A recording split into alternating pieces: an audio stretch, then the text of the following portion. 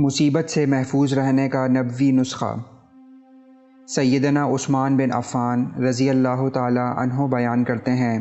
کہ میں نے رسول اللہ صلی اللہ علیہ وآلہ وسلم کو فرماتے ہوئے سنا، جو شخص 3 بار یہ کہے بسم اللہ الذی لا یضر مع اسمہ شیء فی الارض ولا فی السماء وہو السمیع العلیم،